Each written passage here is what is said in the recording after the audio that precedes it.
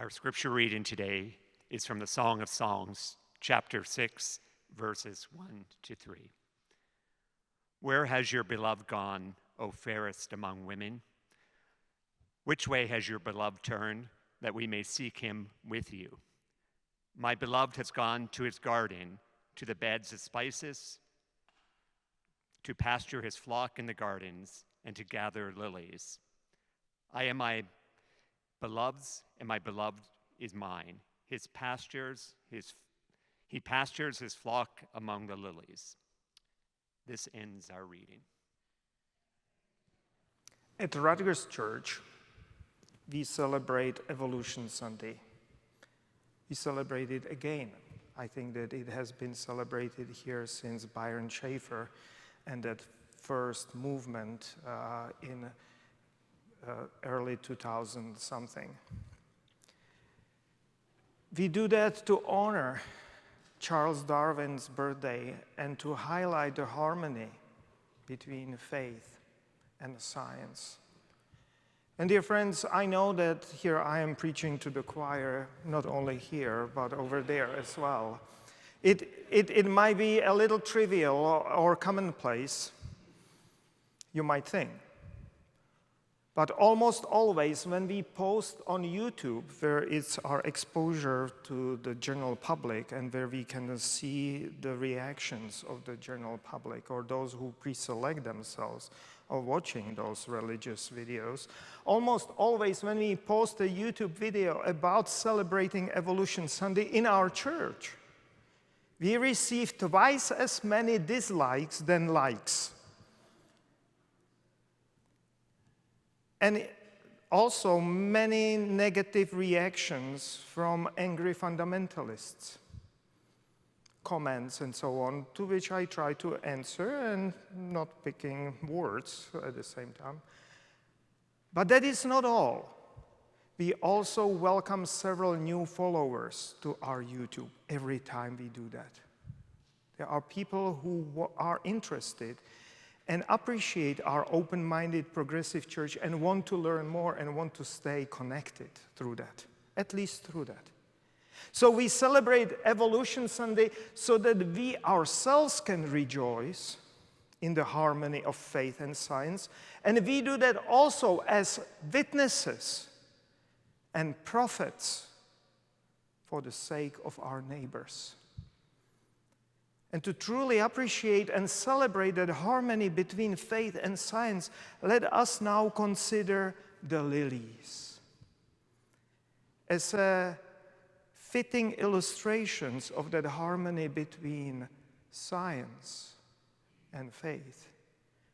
I decided to use Ikebana. Ikebana is the Japanese art of flower arrangements. And here I will ask Peter to show the first picture. This might be a nice example right here. It is formal shoka style arrangement, highlighting the beauty and fragility of two pink cyclamens. I'm going to check that it is the correct. I think that, yeah, those are two pink cyclamens, yeah. Placed between the earth, here represented by two cyclamen leaves, and two leaves of areca palm pointing to heaven. Our brains and biology can inform us about the plants and their names. Our hearts help us to see a loving couple suspended between earth and sky. Now, second picture. This is a simple arrangement of three blooming delicate tulips and two branches of pussy willow. Actually, it's American pussy willow, based upon that very pale flowers on that pussy willow.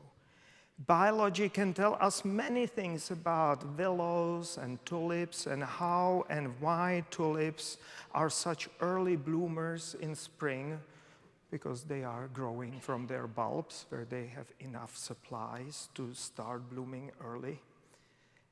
With my eyes and my soul, I'm so ready to welcome an upcoming spring, either in a park or on flower beds of Broadway.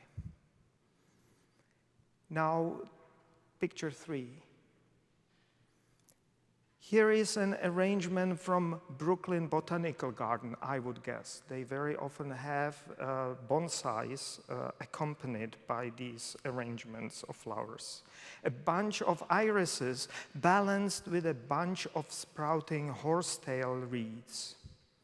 Powerful evocation of a little later spring by some marsh. One can almost hear a trickle of a brook. While biology can tell us so much about irises and their hybridization,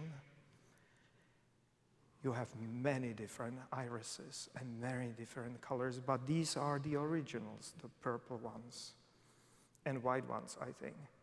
And about horsetail reeds, those are living fossils propagating by spores, not by seeds. And they are behind the coal. All or most of the coal underground are originally these living fossils. Of course, they were much larger than these little stems. And finally, 4 picture, please.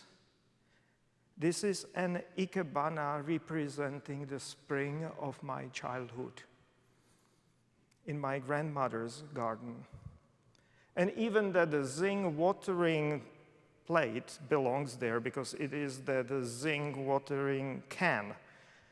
It's on a rustic table, profoundly blooming forsythia bush, and underneath hellebore flowers, which I have seen blooming under heavy snow. And oh, carefully, they are really toxic, so don't eat them. Like many other spring flowers, that is their way of protecting their precious bloom.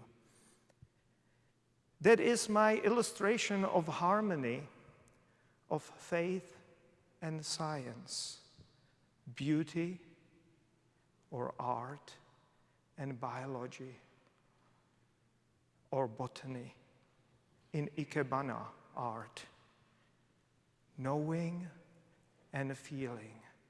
By the way, describing those flower arrangements, I have named here in this service more blooming flowers than there are named in the entire vocabulary of blooming soft-stem flowers in the Bible. The Hebrew Bible knows only lily, crocus, and field flower. Just 3 words. That's the entire vocabulary of biblical flowers. With just 3 or 4 names for flowers, not even different predicates which we come across in the Bible, like lily of the field, or the forest lily, or lily of the valley, you cannot create a biology. It cannot help us to reach a truly deep scientific understanding of botany. And that was my point in the Friday message when I said that the Bible cannot serve us as a textbook of biology for evolution or any other thing. There is not enough vocabulary there. But that does not mean that there are nothing for us to learn. It can still evoke deep feelings and emotional and religious understandings. The biblical book of Song of Songs contains all the Hebrew words for flowers and almost all other biological names. It's interesting, Song of Songs, that kind of often forgotten biblical book, and it has so many names for flowers and trees and animals. It is just amazing. So that's the biblical book of Song of Songs. It contains all Hebrew words for flowers, by the way. And we also know that some of those words were pointing to prolific spring bloom of otherwise barren hills and wadis of the Holy Land. The local Middle Eastern people associated these profound blooms of flowers with the death and resurrection of their deities of vegetation. And biblical scholars are certain now that many of their ancient songs of spring resurrection survived to us in this beautiful biblical book of love. They are now an inseparable part of our faith tradition. And so we do not go to the Bible to study biology. It will be proof of our ignorance if we did that. The Bible does not have a large enough vocabulary to inform our biological understanding, but it certainly has enough power to inspire us to love and marvel, and possibly to go further and study biology for the sake of learning more about that beauty on our way. And here I will ask again to return to that first picture. Science is to inform us. Faith is to inspire us. And in our church, which is not only liberal and progressive, but also a social justice church, I want to close by quoting Jesus from the Gospel of Luke. Consider the lilies, how they grow. They neither toil nor spin. Yet I tell you, even Solomon in all his glory was not clothed like one of these. If God clothes the grass of the field, which is alive today and tomorrow can be burned, how much more God cares for you. Friends, I do love it. In the Bible, even lilies can serve to call us to social justice, to put down the rich, down from their thrones and powerful positions, and lift up the poor and lonely, those oppressed and bombed into smithereens. It is Jesus who calls us from the possessions to beauty, from naked power to sympathy in people and in nature.